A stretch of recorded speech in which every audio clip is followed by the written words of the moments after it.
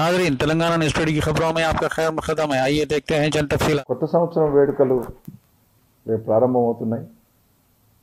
యువతీ యువకులకు నా సందేశం ఏంటంటే, మీరు కొత్త సంవత్సరాన్ని ఉత్సాహంగా, ఆనందంగా, ఆహ్లాదంగా ఆహ్వానించండి. ఖచ్చితంగా ఆ సందర్భంగా కొత్త సంవత్సరం అనే ఒక సందర్భము అందరిలో సంతోషాన్ని నింపేదే. ఎందుకంటే కొత్త సంవత్సరంలో కొత్త ఆశలు, కొత్త తీర్మానాలు, కొత్త కొత్త ఊహలు, ఇవన్నీ కూడా సృజనాత్మకమైన వ్యూహాలు అన్నీ కూడా మనం కొత్త సంవత్సరంలో అమలు చేయాలని అనుకుంటాము ఎవరైనా కూడా. అందుకు కొత్త సంవత్సరం ఒక నాందిలాగా మనం భావిస్తాము. సో ఆ సందర్భంగా దాన్ని ఆహ్వానిస్తూ వేడుకలాగా చేసుకోవడము ఒక ఆనవాయితీ, మంచిది కూడా, తప్పేం లేదు. అయితే నా విజ్ఞప్తి ఏంటంటే, పరిమితులకు లోబడి పోలీస్ శాఖ చెప్పిన ఆంక్షలకు ఆ పరిమితుల్లోనే మీ ఆనందాన్ని జరుపుకుంటే, ఈ వేడుకలు జరుపుకుంటే అందరికీ సంతోషంగా ఉంటుందనేది నా సలహా, నా విజ్ఞప్తి. ఎవరైనా సరే ఈ పరిధులు దాటితే ఖచ్చితంగా చట్టపరమైన చర్యలు ఉంటాయి. దాంతో మనకి ఇబ్బంది ఏంటంటే, ఒకసారి ఒక నేరంలో భాగస్వామ్యం అయితే భవిష్యత్తులో అన్ని రకాల సమస్యలు, ముఖ్యంగా యువతి యువకులకు, చదువుకునే వాళ్ళు, ఉద్యోగాలు చేసే వాళ్ళకు రాబో భవిష్యత్తులో అనేక సమస్యలు ఉంటాయి. కాబట్టి క్షణికావేశంలో తప్పులు చేసి ఇటువంటి సమస్యకు, ఇటువంటి ఇబ్బందికరమైన పరిస్థితికి లోను కావద్దు. అట్లాగే pubs, restaurants and other event మేనేజర్స్కి ఆల్రెడీ మేము నోటిఫికేషన్ ఇచ్చాము. ఏ పరిమితులు ఉండాలి, దేనికి లోబడి అవి పనిచేయాలి. వేళలు అంటే నిర్ణీత వేళలు కావచ్చు. ఆ ఈవెంట్లో వాళ్ళు మ్యూజిక్ అది పెడితే దాంట్లో వచ్చే సౌండ్ ఎన్ని డెసిబెల్స్ ఉండాలి, పక్క వాళ్ళకు, కాలనీలో ఉండే వాళ్ళకి ఇబ్బంది జరగకుండా. తర్వాత ఏవి అనుమతించబడతాయి, ఏవి అనుమతించబడవు, ఏ వయసు వారికి ఆల్కహాల్ అనుమతించబడుతుంది, ఏ వయసు వారికి అనుమతించబడదు, ఇవన్నీ చూసుకుని దయచేసి అవన్నీ కూడా పాటిస్తూ, మైనర్స్ వాళ్ళు ఎవరైనా వస్తే మీకు బై వెరీ ఫస్ట్ లుక్ వాళ్ళు మైనర్స్ అని తెలుస్తుంటుంది. సో వాళ్ళకు లిక్కర్ సర్వ్ చేయకూడదు. అట్లాగే డ్రగ్స్ లాంటి నిషేధిత పదార్థాలు అయితే ఇట్స్ అ బిగ్ నో.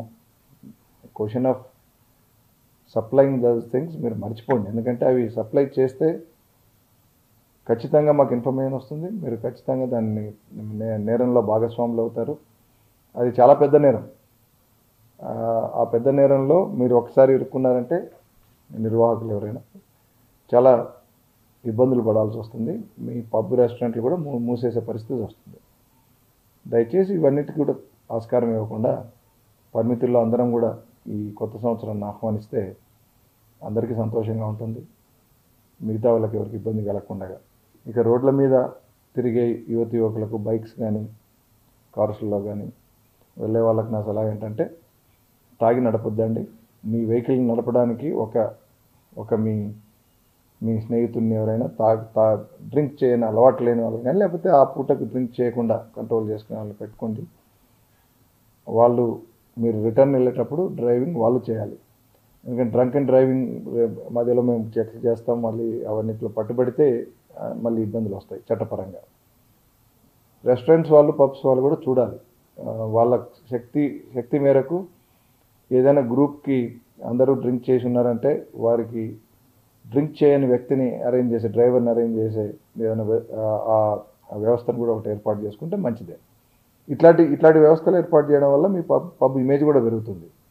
తర్వాత మీ పబ్కి ఎవరైనా రావాలంటే కూడా ఇష్టపడతారు. ఎందుకంటే రూల్స్ పాటిస్తున్నారు, రూల్స్ పాటించేటట్లు కూడా చేస్తున్నారు కదా. ఇప్పుడు మైనర్స్కి ఆల్కహాల్ సర్వ్ చేయకపోవడం ఇవన్నీ కూడా ఆ ఇమేజ్ పెరిగితే తల్లిదండ్రులు కూడా వాళ్ళ పిల్లలు అటువంటి పబ్లకు పోతారంటే ఎవరు కూడా అభ్యంతరం చెప్పరు. మీకు తెలుసు కొన్ని నోటోరియస్ పబ్స్ ఉన్నాయి. అక్కడికి పిల్లలు పోతున్నారంటే తల్లిదండ్రులకు తెలిస్తే ఆపేసే పరిస్థితి ఉంది ఈరోజు. కాబట్టి మీరు ఇట్లాంటి మంచి చర్యలతో మీకు మంచి పేరు, మంచి ఇమేజ్ చేసుకోవచ్చు. కానీ ఖచ్చితంగా ఈ కాంట్రాబ్యాండ్ గూడ్స్, ఈ డ్రగ్స్ లాంటివి మాత్రం, నార్కోటిక్స్ లాంటివి అవి సప్లై చేసి మీరు లాభాలు పొందుదామనో, మీ పబ్కి ఒక వేరే రకమైన ఇమేజ్, అట్రాక్షన్ తీసుకురావాలని ప్రయత్నిస్తే మాత్రం అది మొదటికే మోసం వస్తుందనే విషయం తెలుసుకోమని నేను కోరుతున్నాను. Let us all welcome new year 2024. ఈ డ్రగ్స్ మీద ఎట్లాగూ మనము రాబో రోజుల్లో ఒక కార్యాచరణ ఉంటుంది. అందులో అన్ని రివ్యూ చేస్తాము, పాత కేసులు, తర్వాత ఇప్పుడు వస్తున్న కేసులు, తర్వాత సప్లయర్స్ ఎవరు, డిమాండ్ సప్లై చైన్ మొత్తం దానికి ఐడెంటిఫై చేసే విధంగా టోటల్గా తెలంగాణ రాష్ట్రంలో హైదరాబాద్ సిటీలో ఈ డ్రగ్స్ లేకుండా చేసే విధంగా ఎక్విప్మెంట్, కావాల్సిన ఎక్విప్మెంట్, ట్రైనింగ్ అవన్నీ కూడా మన వాళ్ళకు ఇస్తూ రాబో నెలల్లో దీని మీద ఒక గట్టి పట్టు సాధించి తెలంగాణ ప్రభుత్వం వారు ఆదేశించిన విధంగా డ్రగ్స్ రహిత రాష్ట్రంగా తెలంగాణ చేయడంలో అందరం కూడా మేము కృషి చేస్తాం. దానికి మీ వంతు సహకారం అందించాలని ప్రతి పౌరుని నేను కోరుతున్నాను.